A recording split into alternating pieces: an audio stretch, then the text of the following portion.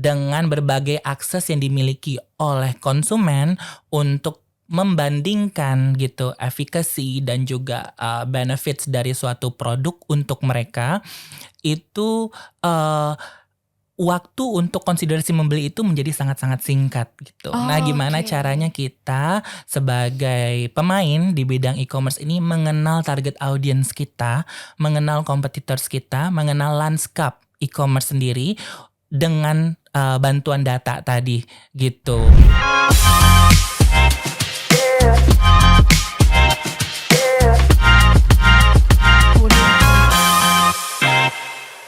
Halo teman-teman brand, selamat datang di Ruang Tamu Kompas. Perkenalkan, saya dengan Dini.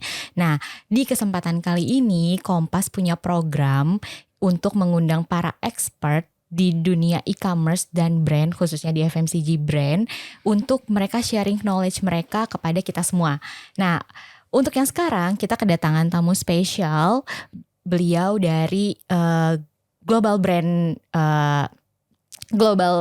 di bidang healthcare. Nah, kita perkenalkan. Halo Mas Ojan. Halo Dini. Oke, ini dengan Mas Fauzan ya, Mas Fauzan Akbar. Aku panggilnya Mas Ojan aja. Boleh, gampang, apa aja boleh. Apa aja, oke. Nah, mungkin Mas Ojan kali ini boleh kali ya share dulu sebenarnya Mas Ojan ini selama untuk sekarang gitu ya ada di global brand healthcare gitu ya, dan apa aja sih sebenarnya yang sekarang perjalanan karir Mas Ojan untuk sampai di titik yang sekarang. Iya, ini sesi humble break kali ya berarti ya. Oke, perkenalkan nama saya Fauzan Akbar, saat ini menjabat sebagai Country Digital and E-commerce Lead di salah satu global brand. Sebenarnya posisi ini tuh adalah posisi hybrid gitu. Oh iya. Jadi campuran antara marketing dan juga sales nih dari sisi e-commerce sendiri. Okay. Dan menurut saya ini saya lumayan gampang ya dalam masa transisi, karena basis karir saya selama ini itu lebih dari digital marketing. Jadi basisnya dari agency, media agency dulu nih pertama. Jadi saya udah tahu cara optimisasi, performance marketing, terus saya pindah ke creative agency, di mana di sini saya belajar gimana caranya untuk menyampaikan pesan yang sesuai ke konsumen. Yeah. Nah, itu semua membuat saya menjadi well-rounded lah marketer.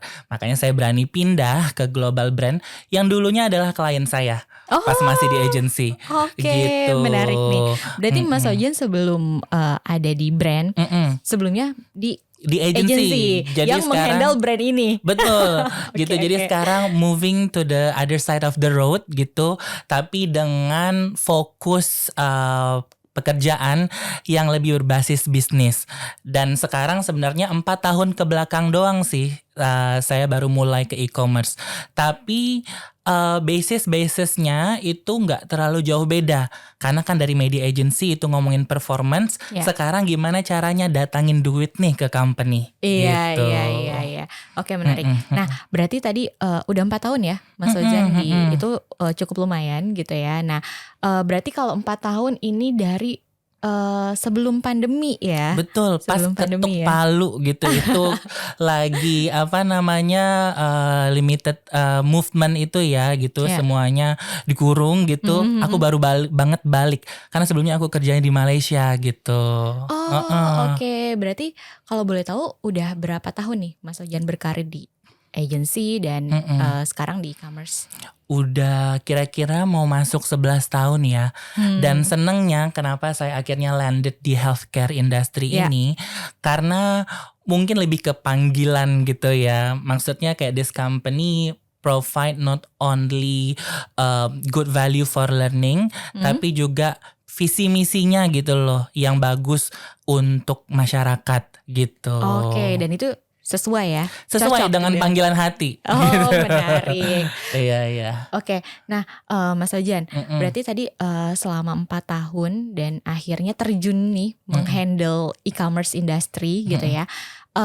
Kalau menurut pandangan Mas Ojan sekarang gimana sih? Dan kalau yang kita tahu ya, mungkin bahkan sebelum pandemi itu banyak loh teman-teman brand masih melihat e-commerce ini belum jadi channel yang penting untuk diseriuskan. Nah mungkin momennya gitu ya pas pandemi banyak nih brand akhirnya mulai memperhatikan dan melihat e-commerce ini perlu kita seriusin gitu. Nah kalau dari Mas Ojan sendiri gimana?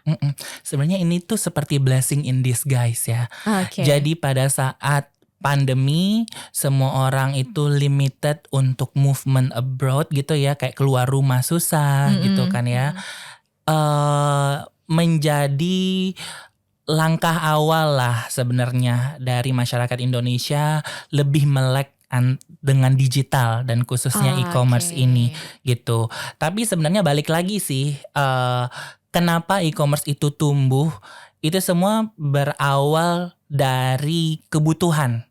Jadi demand yang datang dari para konsumen ini semuanya pengen something yang convenience, semuanya pengen yang agile, dimana pada saat pandemi mulai gitu kan gak mungkin keluar rumah. Betul. Gitu, gak convenience juga gitu ya. Dan kebiasaan tersebut akhirnya berubah gitu, sehingga orang mulai sadar satu-satunya cara untuk mengurangi kebosanan di rumah adalah dengan browsing di digital. Dan kebetulan pada saat itu sepertinya industri e-commerce sendiri mulai memfokuskan diri gitu loh, mulai step up gitu. Dimana jadinya mereka mengeluarkan fitur-fitur ataupun program-program menarik gitu dengan offer-offer yang unik yang mereka biasanya nggak dapatkan di offline channels, sehingga e-commerce industri sendiri jadinya mulai berkembang gitu. Oke, menarik. Nah, kalau Mas Ojan sendiri melihat di healthcare gitu ya untuk khususnya di industri health ini gitu ya, sebesar apa sih opportunity di e-commerce ini? Mungkin ya, menurut saya saat ini dengan masyarakat Indonesia maturity dari sisi digitalisasinya tadi itu sudah lumayan besar nih. The sky is the limit sebenarnya. Jadi we need to unlock the full potentials of this e-commerce industry juga gitu. Karena kalau nggak salah dari data yang pernah saya baca sekitar pada tahun 2022 mungkin ya, ini datanya a bit outdated, I think today itu lebih besar gitu ya. Sebanyak 40% user itu membeli produk online dalam 12 bulan ke belakang gitu. Jadi mereka sendiri udah memasukkan online channels ini sebagai habit gitu. Jadi daripada nih harus naik motor atau kemana gitu kan ya, ke suatu lokasi untuk beli produk, mereka lebih fokus, lebih gampang gitu, cuman dari handphone lihat berbagai macam offers. Dan biasanya e-commerce itu punya offers yang limited, berbeda dari offline gitu kan ya. Jadi itu menjadi salah satu trigger mereka untuk belanja di e-commerce. Gitu. Kalau Mas Ojan sendiri lebih seneng belanja di online atau beli langsung? Tergantung barangnya gitu. Dan tergantung urgensi kebutuhannya gitu. Karena balik lagi tadi ke kebiasaan konsumen.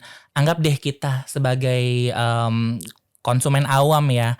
Sekarang tuh ada yang namanya fenomena self-diagnose gitu ya. Untuk healthcare kategori. Kita suka playing dokter gitu loh. Jadi suka nih, gue batuk sedikit, dicoba cari di Google apa gitu kan ya. Terus keluarlah diagnosa yang membuat sangat-sangat anxiety. Dan journey-nya tadi ketika anxiety, apa sih yang harus dilakukan? Biasanya kan penanggulangan ataukah curative actions, atau dia butuh second opinion dari dokter gitu. Nah di situ mulailah growing nih behaviornya, mulai dari healthcare untuk telemedicine itu meningkat gitu, visit ke website brand meningkat, dan juga engagement di social media gitu. Karena mereka pengen tahu, mungkin batuk saya ini atau penyakit saya ini bisa jadi obatnya adalah ini gitu kan ya.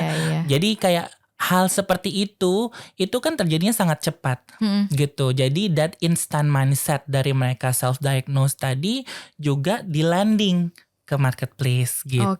Ya itu tapi aku juga ngerasain sih kadang kalau lagi misalkan ada ngerasa badan kenapa, kita kan cari dulu ya. Betul. Kira-kira kalau gejala kayak gini tuh harusnya nggak boleh loh. Apa yang nggak boleh? Harus langsung ke dokter ya. Dokter aja, karena kamu bukan dokter gitu. Oke. Nah, Mas Ojan, kita balik lagi ya ke industri healthcare gitu ya di e-commerce. Nah ini Kompas di Januari kemarin kita mengeluarkan data ya, report FMCG report 2023 gitu ya. Kita tampilkan gitu datanya. Nah, di sini ternyata kalau berdasarkan data kami itu ada 10,7 triliun untuk health industry sendiri di 2023 gitu ya. Dan didominasi oleh food supplement nih gitu 55% gitu.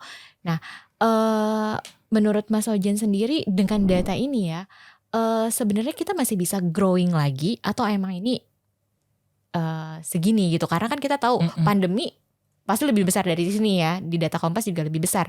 Cuma memang after pandemi itu lumayan agak melandai. Nah, nanti kita juga lihat sebenarnya ada bounce back-nya nggak sih gitu? Pastinya tergantung dari tadi si behavior konsumen gitu. Selama penetrasi internet itu meningkat gitu kan ya, dimana edukasi brand tentang kelebihan produknya di digital channels disambungkan dengan conversion channelsnya di marketplace, tentunya ini juga akan men-trigger gitu ya pertumbuhan bisnis e-commerce sendiri gitu. Dan sekarang kita juga banyak lihat sih, banyak suplemen-suplemen either itu dari lokal atau beberapa multinational company yang punya offer komplit nih. Dan mereka baru muncul nih satu-satu gitu. Jadi dengan adanya beberapa channel yang memfokuskan kepada pengembangan bisnis brand tersebut, seperti sekarang tuh banyak social commerce gitu, quick commerce, itu membantu banget sih untuk perkembangan bisnis tadi gitu. Berarti sebenarnya udah masih ada potensi untuk lebih growing lagi ya gitu. Jadi teman-teman brand di industri health gitu ya, jangan khawatir gitu ya untuk bisa memanfaatkan channel e-commerce ini. Betul, karena nggak ada kata terlambat ya gitu. Indonesia sendiri masih banyak daerah-daerah yang belum tersentuh oleh internet tadi gitu. Dan e-commerce sendiri memang ya benar kata Dini tadi, ada penurunan gitu kan ya.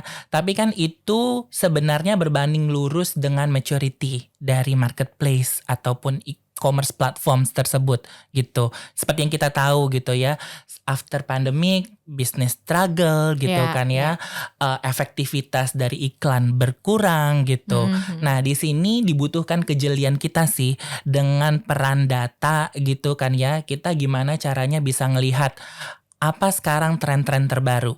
Dan ketika kita ngomongin e-commerce, itu tuh sebenarnya planning itu selalu terjadi sangat-sangat instan dan juga spontan gitu. Jadi agility tadi sangat dibutuhkan gitu. Karena ya internet sendiri gitu ya, konten social media aja satu hari lu post mungkin udah akan outdated gitu beberapa hari kemudian, not even beberapa hari gitu kan ya. Nah gitu juga sih sebenarnya dengan strategi pemasaran di marketplace sendiri.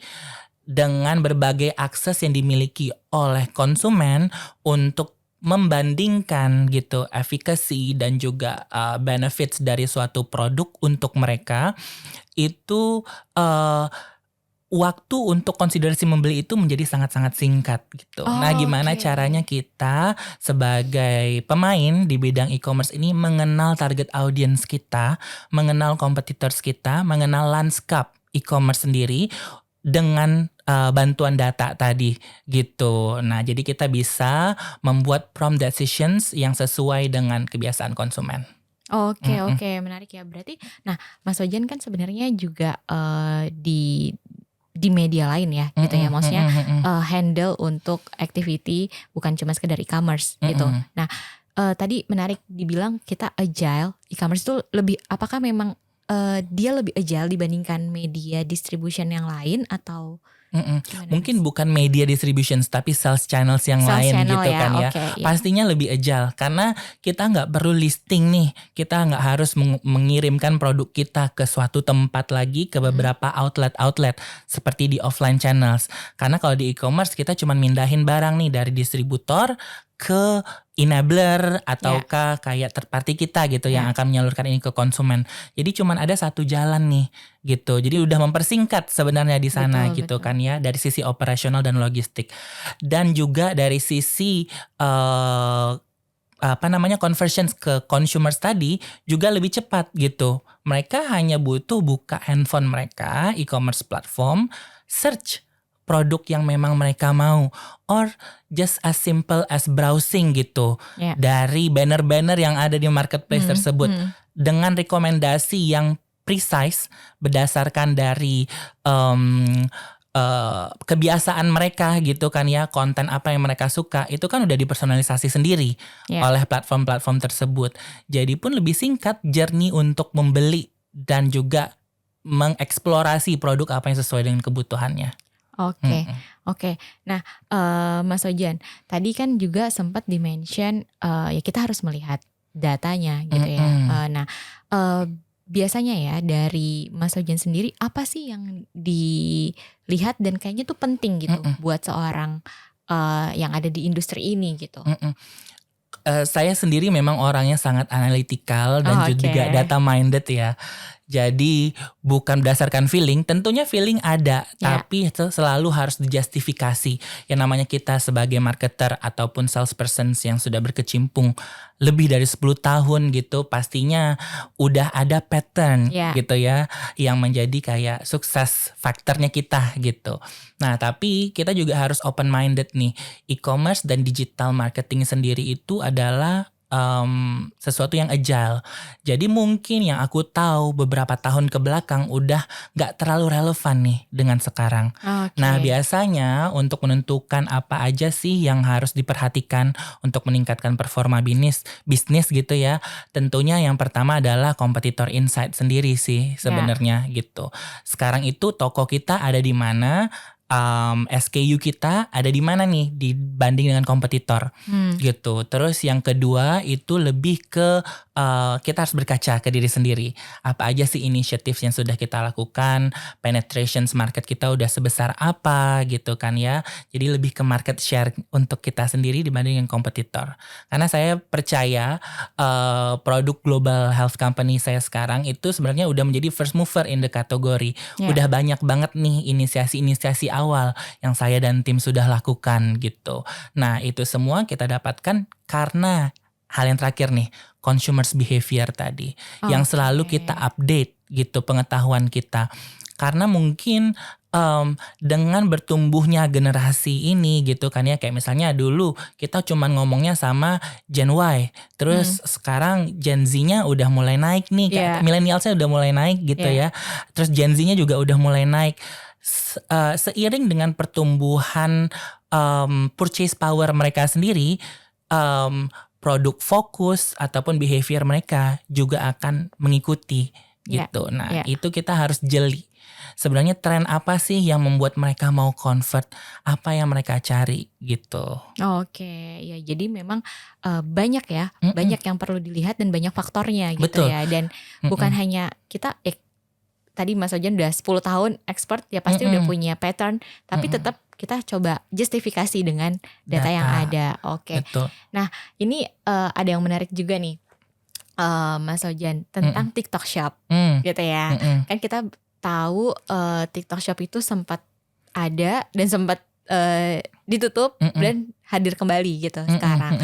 Nah kalau menurut Mas Ojan gitu ya, apakah TikTok Shop ini juga jadi salah satu sales channel yang perlu di-consider gitu ya untuk health product khususnya, dan gimana sih challenge-nya atau opportunity-nya kalau dari pandangan Mas Ojan?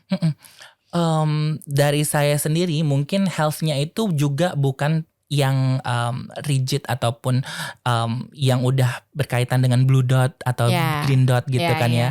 Lebih ke consumers good gitu. Dan itu tetap kita harus mikir tadi dengan consumers behavior. Ya namanya kita juga jualan ke konsumen ya kan. Kalau dibilang TikTok itu jelek, enggak gitu. Justru sebenarnya ternyata penjualan TikTok di company saya sendiri saat ini itu udah sangat-sangat besar ya. Even sudah masuk dalam top 5 e-sales contributors gitu. Dan pertumbuhannya itu bisa lebih dari 100% dibanding dengan tahun sebelumnya gitu. Ini juga berdasarkan dengan consumer behavior tadi. Karena TikTok sendiri platformnya udah berkembang nih. Search functions di TikTok itu tuh bener-bener precise. mengeluarkan rekomendasi konten yang dibalut dengan keranjang kuningnya tadi gitu kan ya, sehingga orang udah langsung tahu gitu honest review-nya nih udah di spill gitu kan ya sama para konten kreator tadi gitu. Jadi dengan TikTok sudah menjadi top 5 tadi, ketika di bulan Oktober kemarin dia tutup gitu, itu memang kayak a big hit lah for us gitu. Tapi as a pure play gitu dari sales team, khususnya e-commerce channels, harusnya memiliki agility tadi untuk taking decisions gitu. Tentunya itu based on data ya. Orang ini switchnya kemana? Gitu, apakah ke marketplace lain ataupun ke brick and clicks ataupun pure offline gitu, karena sebenarnya ada juga datanya nih Din. Kalau nggak salah aku pada saat transisi hilangnya COVID effects ini gitu ya, udah mulai ada peningkatan ke people purchasing majority offline untuk healthcare industry gitu. Jadi distribusi dari pembelanjaan konsumen tadi juga mulai tersebar luas nih. Yang tadinya bisa fokusnya ke e-commerce, sekarang udah ada majority online, majority offline, sama pure offline gitu. Nah di sana kita benar-benar harus tahu gimana cara switch back atau inviting back them gitu to our channels. Dengan cara apa gitu kan ya. Lebih tahu tren apa sekarang yang lagi mereka lihat. Sebenarnya essence-nya adalah find differentiations gitu, unique points dari channels e-commerce itu sendiri itu apa gitu. Bisa jadi kita ngomonginnya tentang offer yang limited nih, eksklusif e-commerce, mekanisme promotions yang berbeda gitu, sama yang terakhir dari sisi purchase decisions factor yang terbaru tuh dari mereka tuh apa? Gitu. Sebenarnya mereka kan pasti tetap beli produknya ya. Betul. Tapi kita perlu cek mereka akhirnya switchnya ke channel mana gitu. Sebenarnya itu aku mau berterima kasih nih sama Kompas gitu. Karena justru that decisions itu aku keluarnya dari Kompas gitu. Karena kan dari kita nih setiap bulan nih kita bisa lihat produk kita yang mana aja gitu. One of the major factors e-commerce kita menjadi pembeda adalah kita punya banyak brand collaborations gitu. Nah itu kan kita bisa lihat nih dari selections industry yang sekarang lagi naik gitu. Terus SKU apa yang dilihat sama orang gitu. Di situ kita coba cari dan rumuskan assortment atau SKU baru nih yang menjadi pembeda gitu. Dari gak cuman kompetitor tapi even dari internal company saya sendiri gitu ya, offeringnya tuh apa gitu yang menarik bagi konsumen. Oke. Thank you Mas Ojan. Kita udah cukup banyak nih diskusi, kita break sebentar ya.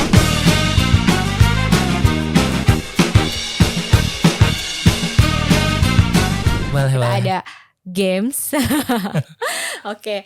Nah di sini kita nama gamesnya simple aja, This or That. This or that, apa tuh? This or that, jadi aku akan kasih pilihan gitu ya. Mas Ojan lebih preferable pilih yang mana gitu ya. Oke. Mas Ojan lebih memilih running di outdoor atau treadmill? Treadmill Ya, nggak panas ya? Bukan, karena biasanya aku treadmill tuh pagi-pagi bangun tidur gitu, aku nggak perlu ganti baju gitu kan, ya udah langsung lari gitu. Oke, simple ya. Simple. Oke, lebih apa nih ya? Mungkin lebih seneng atau lebih banyak mengkonsum waktunya Instagram atau TikTok? Sekarang sih TikTok sih. TikTok ya. I'm a huge believer dan itu udah kayaknya aku perlu detox TikTok sih sebenarnya. Nggak mau tidur kalau nggak scrolling TikTok. Gitu. Wow. Iya. Oke. Nah ini terkait yang simpel juga. Lebih seneng buah jeruk atau blueberry? Jeruk sih. Jeruk ya. Aku suka yang agak-agak asem. Kayak hidup. Mencerminkan. Oke. Lebih penting rating 5 atau testimoni positif? Dua-duanya penting, itu nggak bisa dipilih. Dua-duanya penting ya. Itu gitu. Karena itu kan kalau kita ngomongin di e-commerce, ya itu menjadi the biggest factor ya untuk orang membeli gitu. Betul. Oke, nah ini lebih seneng spending time di mall atau di tempat terbuka seperti taman, ya outdoor activity. Outdoor activity. Oh iya. Karena aku tuh lebih cultured gitu, jadi sukanya ngelihat tradition ataupun scenery gitu. Karena agak sedikit ambivert juga gitu ya dengan banyaknya orang di mall. No, that's not my thing. Oke. Menarik. Bisa nanti kita kapan-kapan boleh outdoor activity bareng ya. Tapi gak hiking ya. Oh enggak. Oke, kita lihat pemandangan yang indah-indah ya. Oke. Nah, lebih memilih instan atau berproses? Ini berat nih. Gitu. Tapi for politically correct answer ya. Aku memilih proses gitu. Oke. Lebih suka konten video atau foto? Video ya. Visualnya lebih terasa ya. Experience dan story-nya tadi lebih rich gitu. Oke. Pantai atau gunung? Pantai. Berarti tadi lebih senengnya ke pantai ya, outdoor-nya. Oke. Lanskap alam atau urban Kuala Lumpur?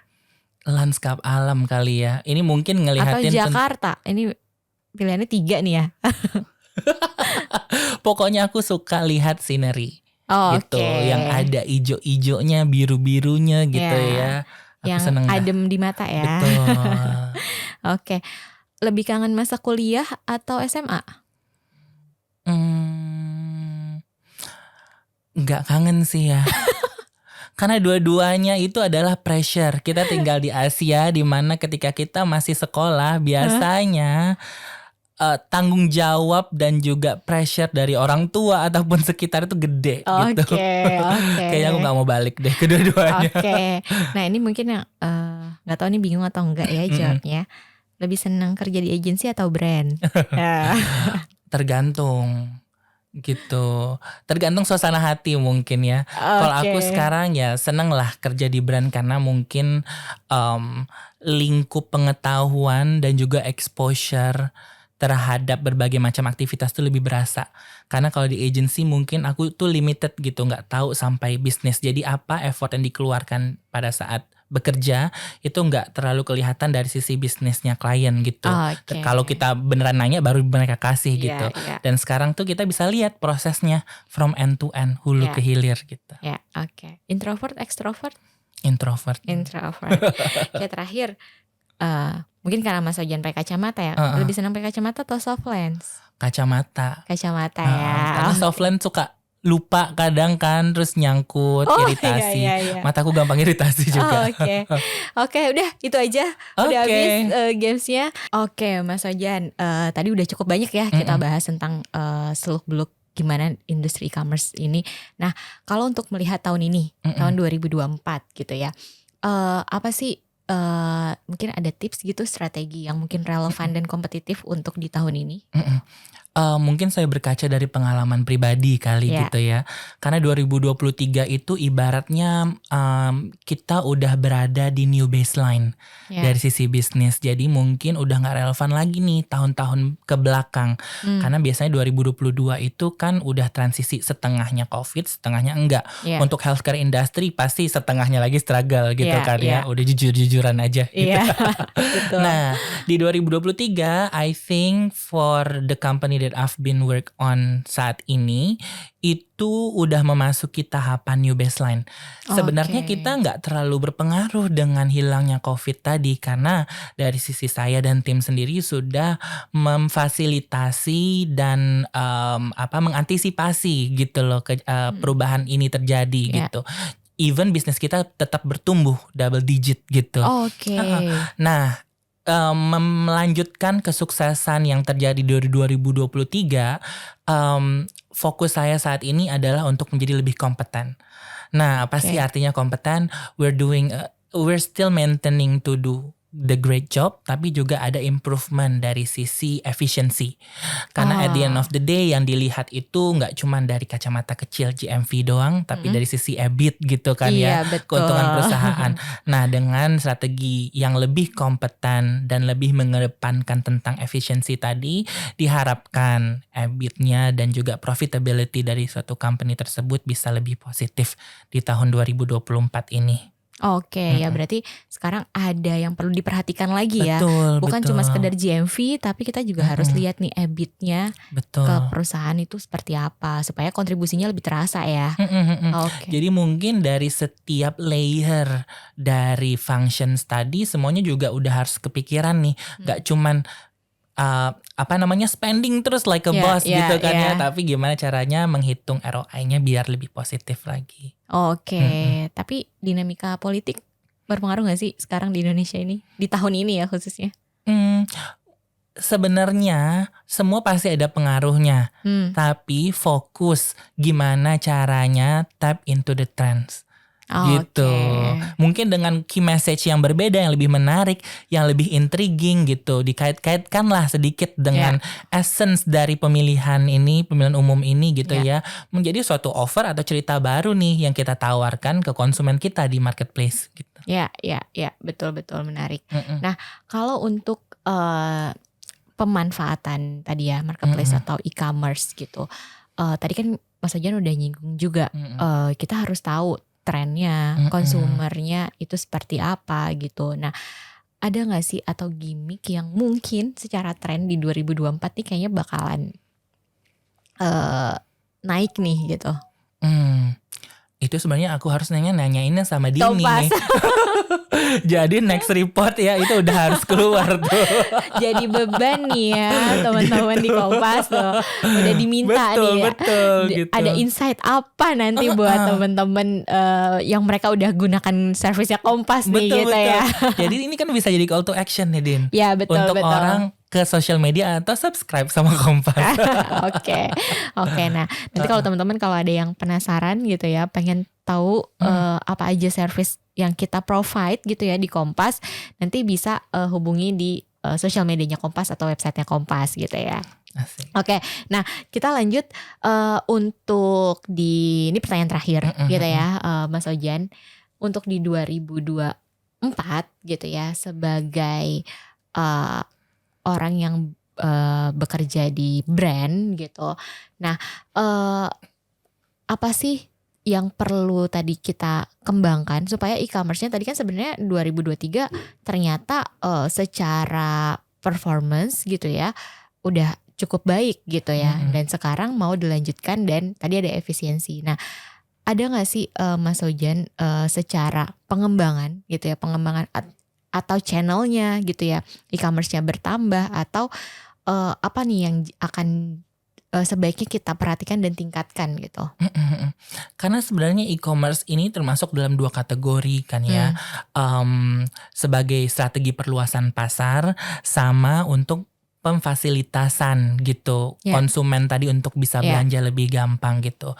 Karena kalau kita lihat dari sisi brand gitu kan ya, dari sisi pelaku bisnis, biasanya di tahun-tahun sebelumnya di beberapa dekade yang lalu gitu semua fokus hanya untuk offline.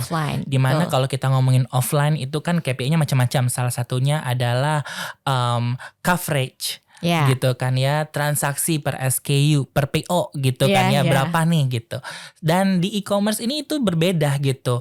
Coverage tadi bisa juga disambungkan gak cuma dari sisi marketplace yang kita listing, tapi juga dari sisi exposure. Seberapa banyak nih konsumen yang kita reach dengan communications dan juga offers dari e-commerce ini. Jadi itu juga termasuk sebagai strategi perluasan pasar gitu. Nah, dan yang kedua tadi tentang memfasilitasi konsumen tadi gitu.